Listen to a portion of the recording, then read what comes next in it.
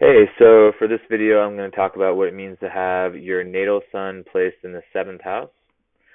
So the seventh house is a very relationship-oriented house. It's known as the house of marriage, the house of close partnerships. It can also be things like business partners, or if you're like a counselor slash healer, your relationship with your clients.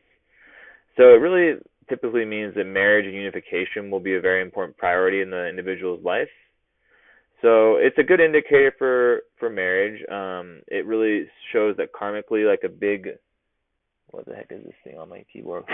A big part of their life is based on like the lessons that are going to come up through their marriage. Um, it also indicates the need to shine through another person because the seventh house rules the other. So it's not. It makes someone that's very, the opposite of lonely.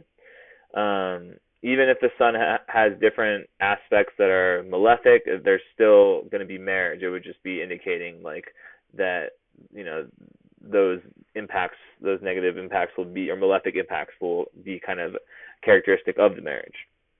A lot of people with this feel only complete when they have a significant other, and a lot of times their self-esteem is really directly connected to the partner, right?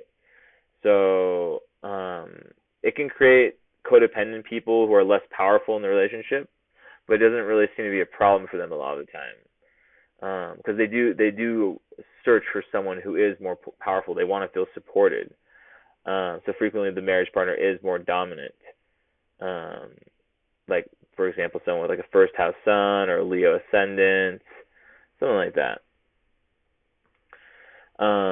So one of the shadows of this is one of the shadows of Libra, which is like the kind of whole thing of like the desire can be so strong to blend with others that these people will sacrifice themselves in order to be with someone, and they'll put the other person's needs way before them, and they can be, they can adore pleasing their significant other so much, but they, will leave themselves out, and there's just this deep fear of loneliness and of the Libra thing of like breaking up the balance, the inherent balance in the relationship. So they can go, there needs to be that lesson learned.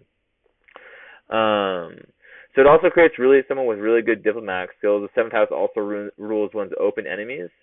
And these people can typically turn enemies into friends. Seventh house is about Libra, and these are great negotiators in business also.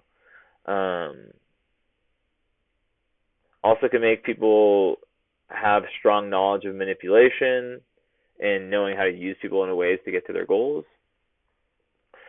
And yeah, also seventh house rules business partnerships, so there can be a lot of luck in terms of meeting the right people and having really successful partnerships in business. These people can be very successful in the business world when they're able to find those right partnerships. And also one interesting thing is that in a woman's chart, there's a tendency for the seventh house sun to bring a husband similar to her father. It's almost like she needs a father figure in her life, and her unconscious chooses someone with the common traits. And in a man's chart, it can indicate a need to climb the social ladder, which can come from a lack of self-confidence.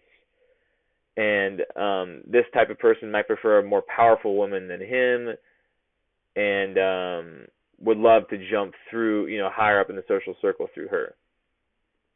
So of course, this, really has a lot to do with the aspects. Someone with a seventh house sun, you can tell a lot about how their marriage partner is through the aspects, the geometric alignments with the sun. So if there's like sun opposite Pluto, watch out. Anyways, that's all for now. Next is going to be the sun in the eighth house. Thank you.